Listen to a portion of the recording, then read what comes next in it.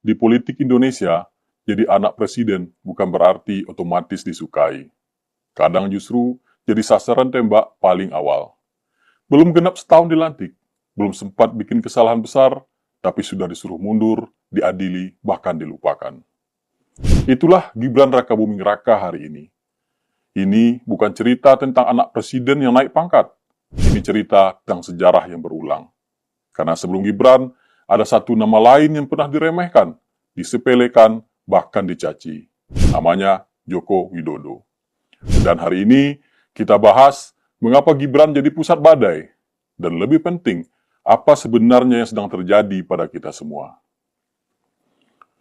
Setelah Gibran resmi menjabat sebagai wakil presiden terpilih, suara-suara yang menuntut ia mundur justru makin keras. Sekelompok purnawirawan muncul dengan pernyataan yang mengejutkan. Mereka mendesak agar Gibran diberhentikan karena dianggap melanggar hukum saat proses pencalonan. Tapi, bukankah Mahkamah Konstitusi sudah memutuskan bahwa Gibran sah secara hukum? Dan bukankah 96 juta suara telah memilih pasangan Prabowo Gibran? Apa mereka menganggap keputusan MK itu tak sah? Atau lebih parah lagi, suara rakyat juga tak dihitung? Ironisnya, justru desakan memberhentikan Gibran ini yang berpotensi melanggar konstitusi. Agak dimengerti ketika tokoh seperti Sutioso yang dulu mendukung Anies Baswedan di Pilpres 2024 ikut menyuarakan keresahan itu. Alasannya, ia khawatir kalau Prabowo berhalangan tetap. Dalam pandangannya, Gibran belum siap memimpin bangsa ini. Pernyataan ini bukan cuma soal politik, tapi juga menunjukkan satu hal yang lebih dalam. Anak muda masih sering diremehkan di negeri ini. Kita seolah lupa bahwa Emmanuel Macron jadi presiden Prancis di usia 39. Dicibir habis-habisan, tapi terbukti bisa memimpin Eropa. Jacinda Ardern di Selandia Baru juga muda, tapi jadi simbol kepemimpinan empatik di masa krisis.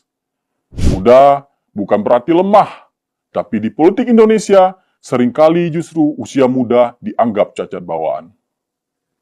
Tapi, mari kita buka mata sejenak pemirsa. Di akhir masa kekuasaannya, Jokowi sejatinya ingin menyatukan bangsa ini. Dia sempat mendorong rekonsiliasi nasional. Prabowo berpasangan dengan Ganjar Pranowo. Sebuah simbol persatuan antara cebong dan kampret. Namun, ego partai berbicara lain. PDIP memilih jalur sendiri. Ganjar pun maju sebagai capres. Prabowo terpaksa mencari cawapres baru.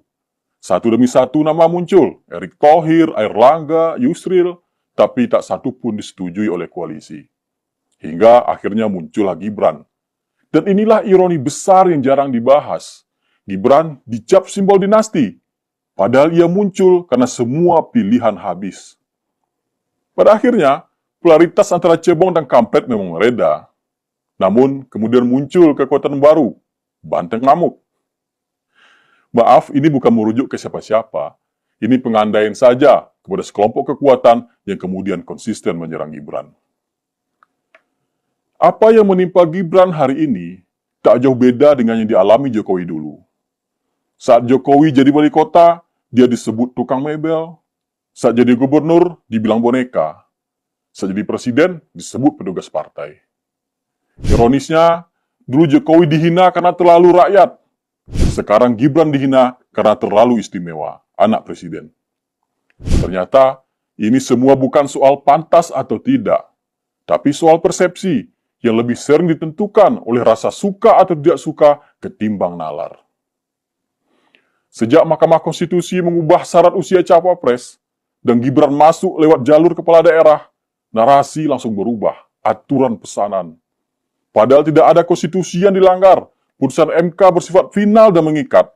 Tapi di negeri ini, jika hukum tak sesuai harapan, maka hukumlah yang dianggap salah.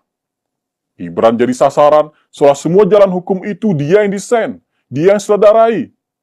Sialnya, diam dibilang bodoh, bicara dikatai sok tahu. Bahkan saat ia bicara tentang bonus demografi, tema vital masa depan bangsa, komentar publik lebih sibuk mencibir siapa yang bicara, bukan apa yang dibicarakan. Dislike tumpah, komentar negatif bertaburan, Inilah yang terjadi bila isi tak dibaca, suara kalah oleh prasangka. Kalau kita telusuri lebih dalam, reaksi keras terhadap Gibran juga bisa dijelaskan lewat teori. Sosiolog Italia Vilfredo Pareto pernah menyebut konsep sirkulasi elit. Dalam politik, elit lama yang sudah mapan cenderung takut kehilangan kuasa. Ketika elit baru, apalagi yang muda muncul terlalu cepat, reaksinya bukan apresiasi, tapi represi. Gibran mewakili elit baru, muda, melek teknologi, lahir dari kultur yang berbeda. Bagi sebagian kalangan tua, ini mengancam status quo. Dan yang mengancam harus dibendung sejak awal. Maka lahirlah narasi, belum cukup pengalaman, belum teruji, terlalu muda. Padahal sejarah politik dunia membuktikan, kadang perubahan justru dari yang muda dan tak terduga. Yang ribut soal Gibran ini bukan rakyat kecil. Yang sibuk bersuara justru para elit yang belum move on dari Pilpres. Rakyat biasa lebih pusing mikirin harga beras, biaya sekolah, dan cicilan motor. Mereka tak punya waktu buat baca-baca draft gugatan. Tapi elit politik kita sibuk bakar jembatan seolah kalah dalam pemilu adalah kiamat nasional. Pemirsa, pernahkah kita bertanya, bagaimana rasanya menjadi Gibran? Menanggung beban politik yang turun dari pundak ayahnya. Dituntut sempurna sejak awal, dihukum karena lahir dari keluarga tertentu. Kursi wakil presiden belumlah hangat, sudah diminta mundur. Dan semua ini terjadi bukan karena kesalahan kebijakan, tapi karena ketakutan, asumsi, dan prasangka. Jika kekhawatiran terhadap Prabowo dijadikan alasan memberhentikan Gibran, maka itu bukan analisis politik. Itu penghinaan terhadap konstitusi. Juga sinyal bahwa anak muda, betapapun cerdas dan sah secara hukum, masih dianggap warga kelas 2 di panggung kekuasaan. Kalau benar begitu, jangan heran kalau generasi muda mulai kehilangan kepercayaan pada politik. Mereka bukan anti politik, mereka hanya muak pada politik yang tak rasional. Pemilu boleh dimenangkan atau dikalahkan. Tapi, jika dendam politik diwariskan, maka generasi mendatang yang akan menanggung harganya. Mari belajar dari sejarah. Kalah bukan akhir dunia.